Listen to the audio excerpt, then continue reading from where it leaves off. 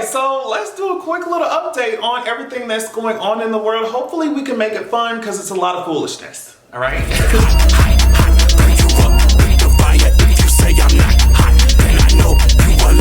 Now, just like Ashanti said, since we're talking about that, these gas prices, since we bring it up, these gas prices are foolish. I mean, even Daddy Yankee said, "Dame más gasolina," and I'm wondering how the hell I'm supposed to do that when it's gonna be $10, $15 goddamn gallon. Let me tell you something, I'm not going anywhere. Bitch, I'm not putting the pedal to the metal.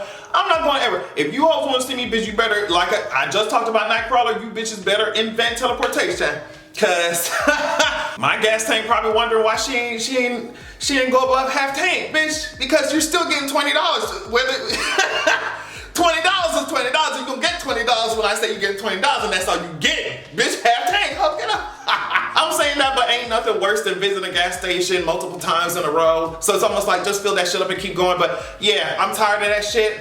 Something else. Oh, of course I cannot forget to make sure that you're going over to patreon.com/AdrianExpression. Just put up a new episode of my podcast up there yesterday. Also, remember, you do not have to be a patron to listen to the other podcast that I'm on called Relatable Content with Ocean Kelly. Comes out every Monday. Check my description box for all of that. Has been so much fun recording with him. We talked about we always talk about a range of topics. So yeah, get into it. A lot of content for you, you know? I think Megan is coming out with this song called Sweetest Pie with Dua Lipa on Friday. So I can't wait to see how that is gonna sound. Also, I'm just reminded, since we're talking about Dua Lipa, I'm reminded how on my Patreon podcast this week, so somebody asked me, like, what do you think about that whole thing with Dua Lipa getting sued? And my reaction is similar to everybody else's. It's just like, once I seen it was a white reggae group that was coming out with an album, like, immediately. Once I seen it was a white reggae group, I was like, I don't care. I don't care. Okay. So I would just like to say to my man, Kendrick Sampson. Many of y'all may know him from playing Nathan on Insecure, many other roles. I know him from him signing our marriage certificate. That's how I know him, right? I'm very familiar with this man, but he posted some things on his Instagram for his birthday, which was March 8th, and I just want to let him know that he can keep posting. I won't say anything else, because I feel like y'all already know how I get, but I want him to know that he can definitely keep posting whatever he wants. I seen some hot cross buns on his goddamn Instagram page, and I was very happy to see that shit. I can't post it on YouTube because you already know how it go.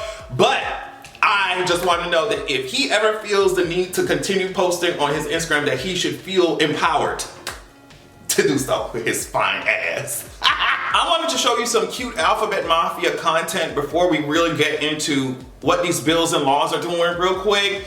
Niecy Nash is over here with Jessica, and they are living the dream, all right? I just got home from work. We just finished praying and having a little bit of food. Hi. What you doing? What you doing? About to come see what you doing.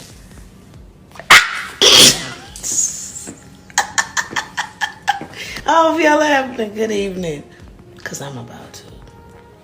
She's living the dream. Niecy's living the dream. She's getting her life. Like, I love to see it. Like, every time I see a video of them, a picture of them, or anything, I stop whatever I'm doing and I consume the content. You know, like, it's just so cute to see it. It's just like the smile on Niecy's face and Jessica Jessica being all mischievous in the back. Like, it's just cute. It's cute. I love to see it.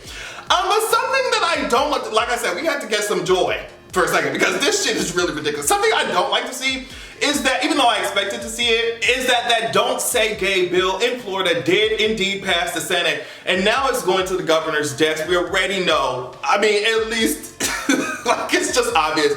He's gonna sign that shit into law, right? And I feel like I've been covering the Don't Say Gay bill for a long time. If you don't know what it is, I would suggest either going back in my videos and look for that shit, or looking it up and doing the research for yourself. But what I want to highlight is the fact that Disney's over here playing a bunch of fucking reindeer games. And I say reindeer games because Rudolph had a red nose, and so did a fucking clown. So does the fucking clown, all right? IndieWire, the Orlando Sentinel, reported that Disney has given money to every single sponsor and co-sponsor of the Don't Say Gay bill, which was passed by Florida's House of Representatives February 24th and of course passed the Senate today. NPR says, according to the accountability news site Popular Information, in the last 2 years, Disney has donated $197,162 to members of the Florida legislature that have already voted for the Don't Say Gay legislation. So obviously Disney employees, consumers of Disney content are just like, what the hell is going on? But apparently the CEO, Bob I don't know how to chap lips, I don't know. The CEO of Disney wrote to employees that come from USA Today, wrote to employees in an internal memo obtained by USA Today, assuring them of the company's support for its LGBTQ staff, and said he believes one of the best ways for Disney to, quote, bring about lasting change is through the inspiring content we produce. He went on to list such Disney content, including LGBTQ inclusive series like FX Now Cancel Pose and Hulu's Love Victor. He said, these and all of our diverse stories are our corporate statements, and they are more powerful than any tweet or lobbying effort. sorry, that shit is funny to me.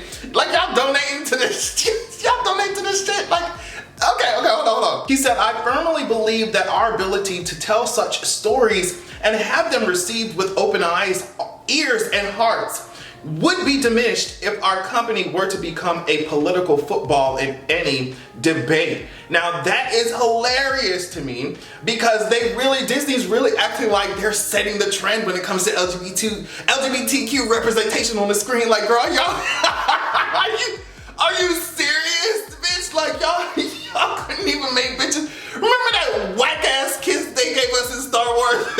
Shit, like, are y'all seriously gonna act like y'all the pioneers in queer representation in media? It's like pulling teeth for you to get a quarter of a queer character on screen for half a second. Get out my face! And then to tell y'all employees that lobbying don't matter, that literally dishing out coin to all these politicians who are putting in place these real laws that will affect the real lives of queer people. Talk about, oh, our content is more powerful than that shit. You have got to be fucking me. Like, are you serious?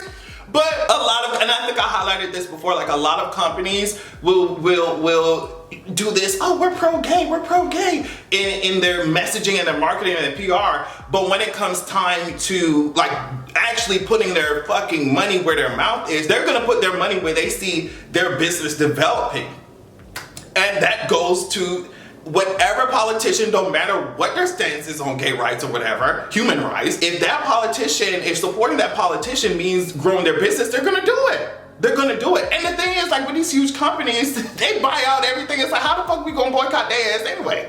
I hope the employees drag the shit out their ass, because the employees don't seem too happy about this at all. So I hope that they do. I know that not a whole lot can change when it comes to these huge corporations. I think it's easy. I tweeted this earlier. I think it's easier for huge big companies to get away with certain things because it's almost like the logo is making these decisions. The company is making these decisions. Like, no, human beings are behind the computer or whatever, the desk, making these decisions, and I think that needs to be highlighted even more, right? So yeah, I thought that was very interesting, unsurprising, but interesting. Also in the news, we had this Idaho anti-trans law. Newsweek says the Idaho House of Representatives on Tuesday approved legislation that makes it illegal for transgender children to travel outside of the state to receive gender-related treatment. The bill would make it a crime punishable by life in prison, not only to provide the trans-related gender treatment, but to provide permission for a minor to receive it or permit a minor to travel out of state to receive it. This legislation is one of more than 300 anti-LGBTQ plus bills that are under consideration by state legislatures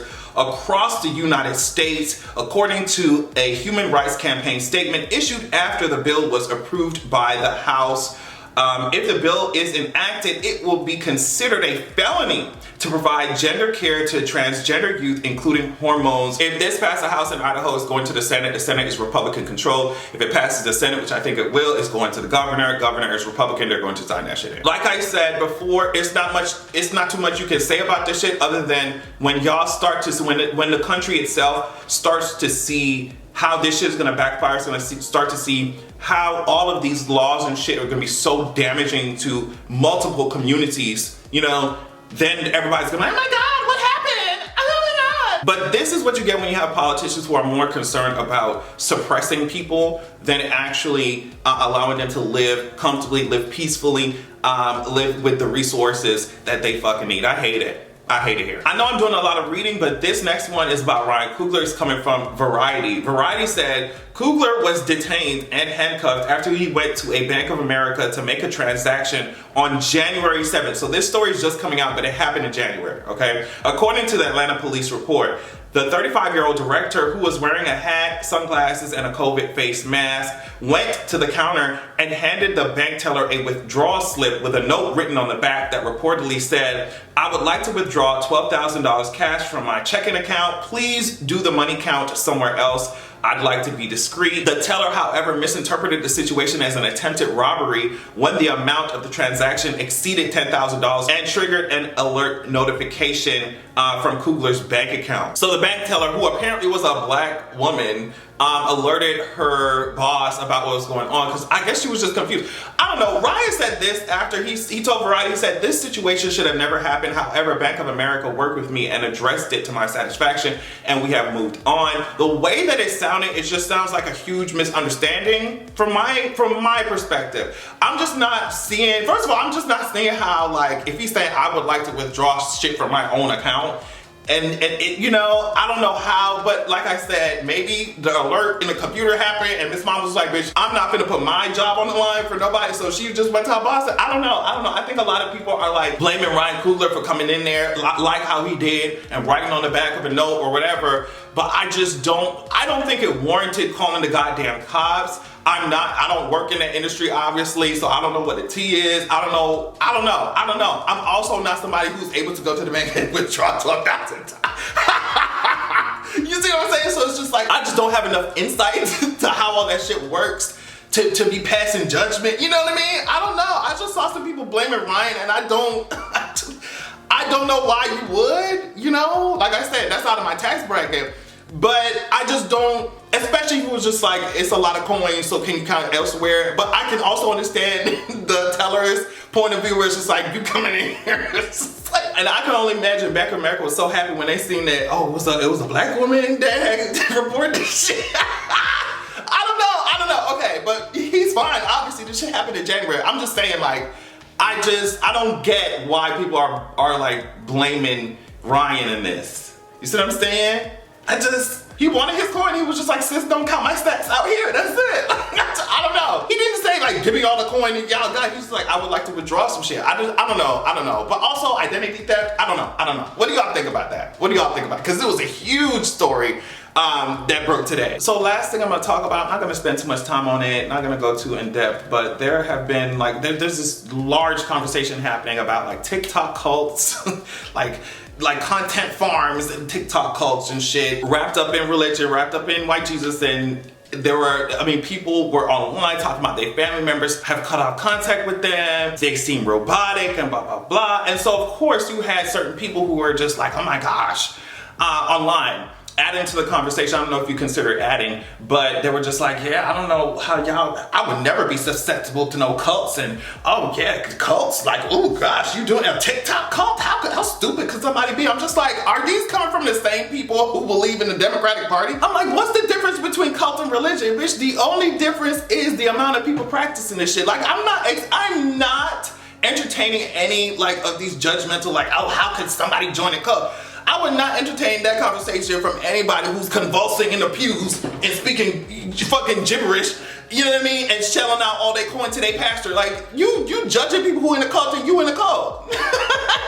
You in a cult. So I don't know, I just thought that was interesting, nothing too deep, but I want people to really think about what's the difference between a religion and a cult. And it's just like, if it's 5 people doing it, it's 50 or 5,000 people doing it, whatever it is, then it's a cult. But if it's delusion on a mass scale, if it's millions of people are doing that shit, then it's not. It's like, okay. Get out my face. Especially when you look at the similarities between how cults, like cut off people from their family and friends, and how like certain established religions also try and keep you away from certain people if they don't convert.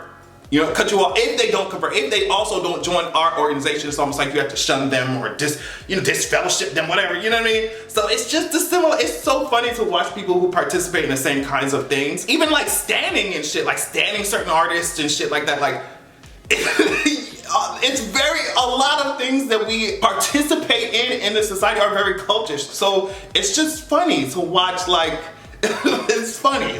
But yeah, that's it. That's all I want to talk about. Hope you enjoyed the video. Love y'all so much. Make sure you check me out on Patreon. Make sure you check out relatable content on all your favorite podcasting platforms. And make sure that you also have a good goddamn evening. Now nigga supersonic, got you hooked like a narcotic hip. Now nigga I'm demonic, ball, Tommy.